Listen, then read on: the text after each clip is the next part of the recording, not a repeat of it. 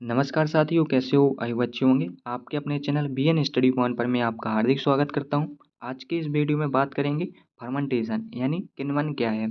आज की इस वीडियो में यही जानेंगे कि किण्वन क्या है। तो फर्मेंटेशन क्या है? तो फर्मेंटेशन एक प्रकार का केमिकल प्रोसेस है यानी रासायनिक अभिक्रिया है, ठीक है, जिसके तहत शुगर फूड को या फिर किसी भी तरह का फूड हो जिसमें शुगर पाई जाती हो, ठीक है, चाहे वो फ्रूट हो या फिर ग्रेप्स हो, ठीक है। तो फूड प्रोडक्शन को यानी फूड को जिसमें शुगर पाई जाती हो, तो उस फूड को हम ईस्ट से रिएक्शन करवाते हैं, तो इस प्रक्रिया को हम फर्मेंटेशन कहते हैं, ठीक है। अब बात करते हैं कि आप एग्जाम में किस प्रकार आंसर लिख सकते हो, ठीक है। तो सबसे पहले बात करते हैं कि क्वेश्चन आपसे किस प्रकार पूछ सकता है। तो क्वेश्चन है किण्वन पर टिप्पणी लिखिए, इस प्रकार से आपको क्वेश्चन पूछ सकता है एग्जाम में।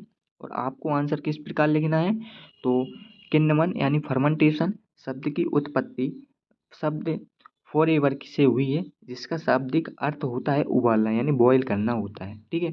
यही एक जैव रासायनिक क्रिया है। इसमें जटिल कार्बनिक यौगिकों को सूक्ष्म जीवों की सहायता से सरल कार्बनिक यौगिकों में विघटित होते हैं, ठीक है।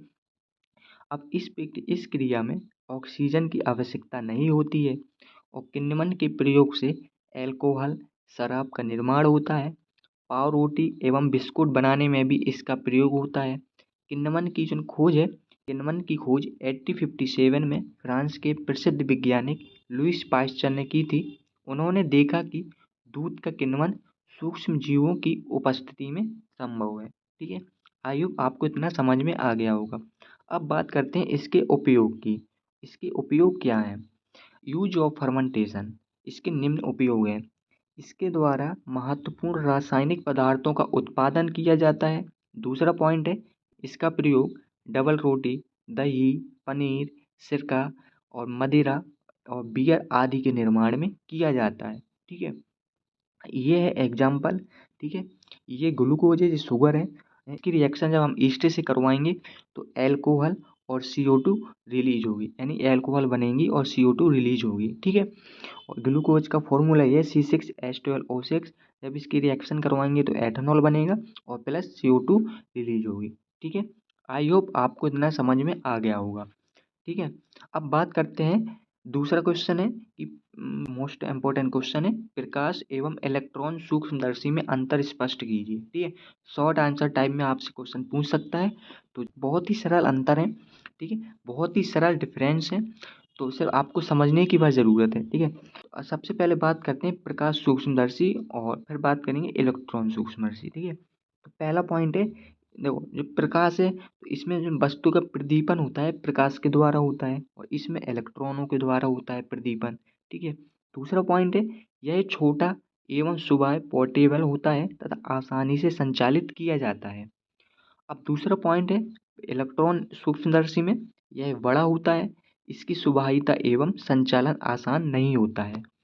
तीसरा पॉइंट है प्रकाश माइक्रोस्कोप का, इसमें निर्वात की आवश्यकता नहीं होती है और इसमें इलेक्ट्रॉन कॉलम में निर्वात का होना आवश्यक है, ठीक है। अब चौथा पॉइंट है प्रकाश माइक्रोस्कोप में इसमें जीवित एवं मृत दोनों निदर्श देखे जा सकते हैं। इसमें केवल मृत निदर्शों को भी ही देखा जा सकता है, ठीक है। पांचवा पॉइंट है लाइट माइक्रोस्कोप का, इसमें इसमें कांच के लेंसों का यूज होता है और इसमें विद्युत चुम्बकीय लेंसों का उपयोग होता है, ठीक है।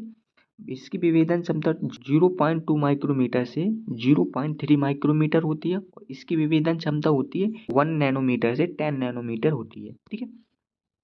अब 7 पॉइंट है लाइट माइक्रोस्कोप का, इसमें 100x से 1000x तक का आवर्धन प्राप्त होता है।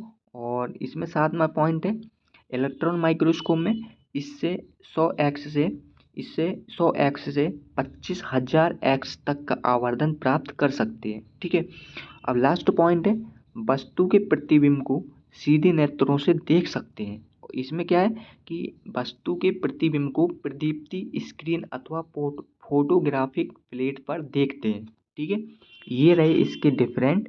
आई होप आपको वीडियो समझ में आ गई होगी। यदि आपको वीडियो अच्छी लगे तो वीडियो में एक लाइक एंड कमेंट कर दीजिएगा। और यदि इसकी आपको PDF चाहिए तो आप हमारे टेलीग्राम चैनल पे भी जुड़ सकते हैं, वहाँ से PDF डाउनलोड कर सकते हैं। Thank you so much.